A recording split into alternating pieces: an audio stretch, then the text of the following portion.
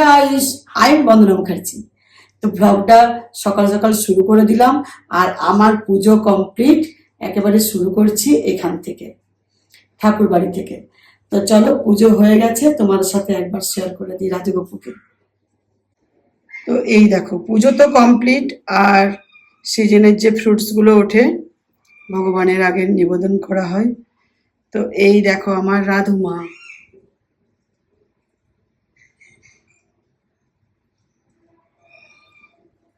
আর এই হচ্ছে গোপুসোনা, সর্বদেবতা দেবী।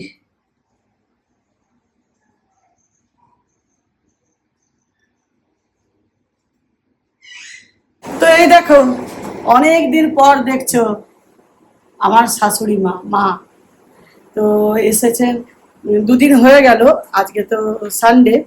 আর সানডে তো কি বানাবো জিজ্ঞেস করলাম, তো মাটন তো বানাবোই বলছে, না মাছ মাছ মাছ এখন দুদিন তো খাওয়া হলো, আজকে মাটন বানাচ্ছি।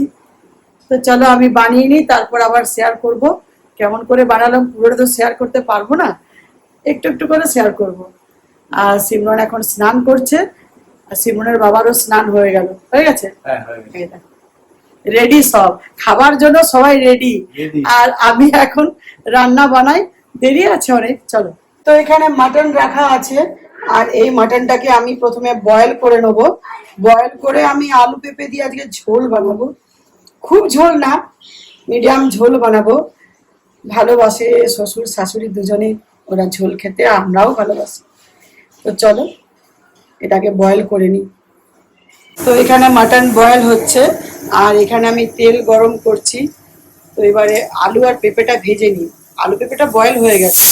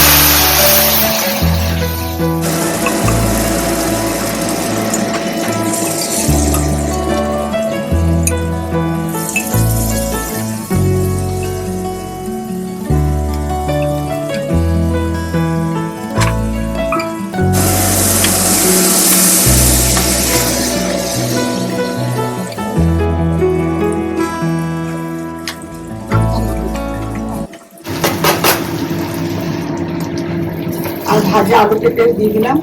এবারে একবার নেড়ে তারপর জলটা দেবো।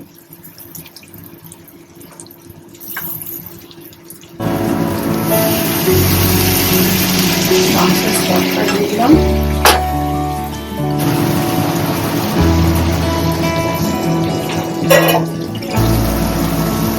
লাল লাল ঝোল।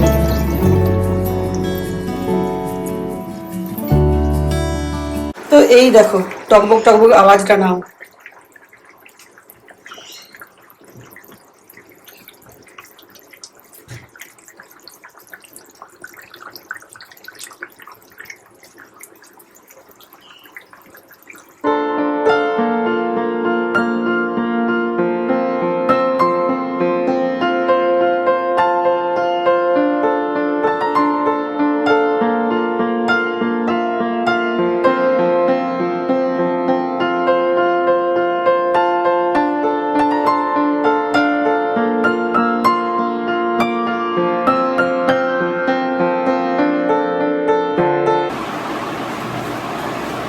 এবারে আমরা খাবো, আমার মা বাবা খেয়ে নিই, তারপর খাবো।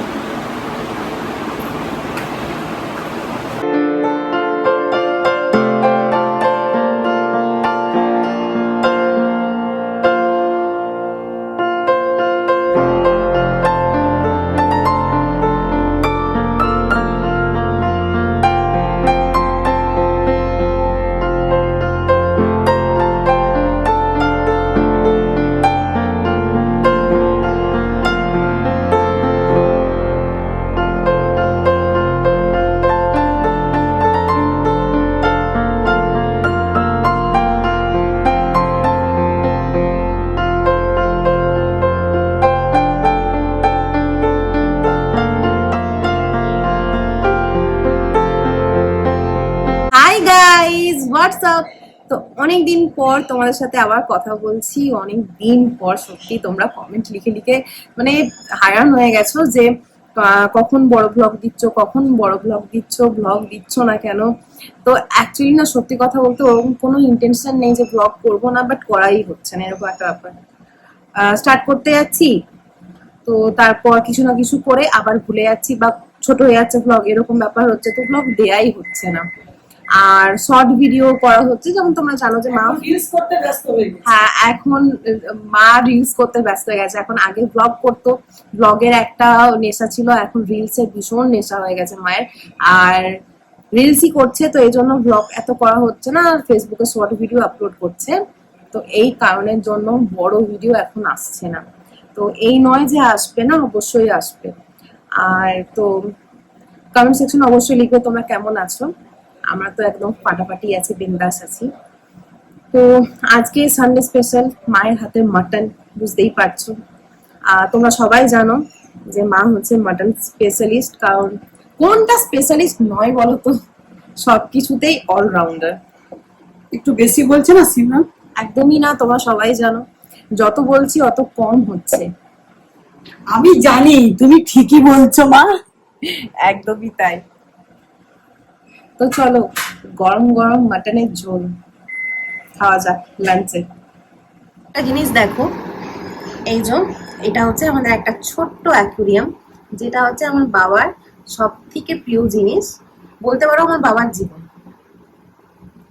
ডেইলি অফিস থেকে এসে খাবার দেবে, দেখভাল করবে এগুলোর, তো বাবার জীবন এগুলো। দেখো এত সুন্দর করে রেখেছে, মানে সত্যি এত সুন্দর সুন্দর ফিশ গুলো এনেছে। এখানে বসেই না এটা দেখতে দেখতে দিন পেরিয়ে যায়, আমার ভীষণ ভালো লাগে।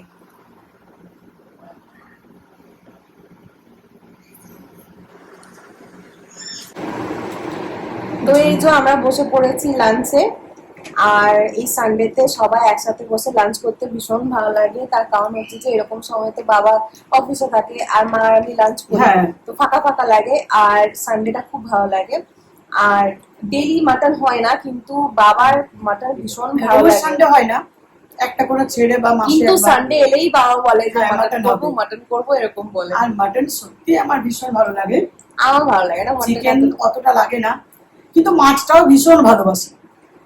আর এই পেঁপে আলু দিয়ে ঝোল, ও সিমরান কথা বলছে, ও বেচারি খেতেই পাচ্ছে না। দারুণ লাগছে না? আমার হাতে কি ভালো লাগে বলো তো? দারুণ হয়েছে।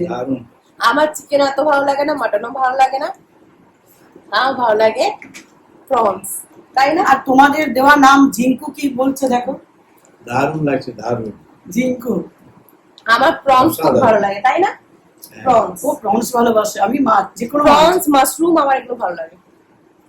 যে কোনো মাছ বলছি, তবে রুই কাতলা, ব্যাস রুইটা বেশি ভালোবাসি, ইলিশ মিডিয়াম।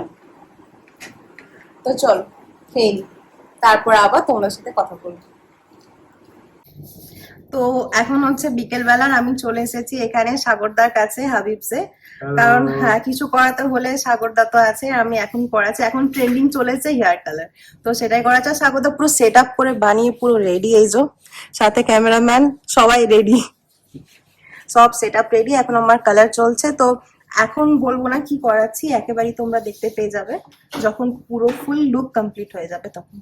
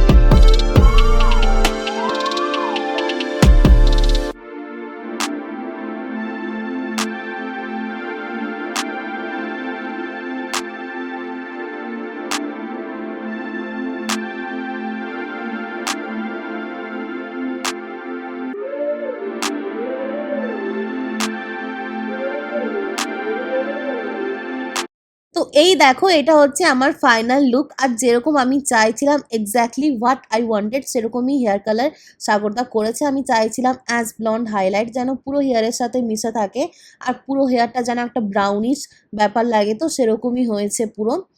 সত্যি সাগরদা কিন্তু দারুণ করে হেয়ার কালার, হেয়ার ট্রিটমেন্ট যা কিছুই বলো হেয়ারের একদম স্পেশালিস্ট।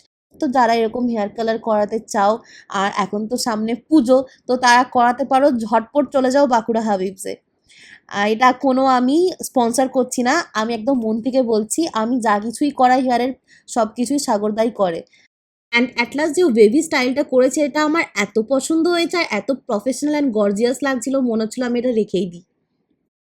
তো আমার তো এখন থেকে পুজো লেগে গেছে, একদম পুজোর জন্য করিয়ে ফেললাম কালার। আর তোমরা সবাই জানাবে আমাকে কেমন লাগছে।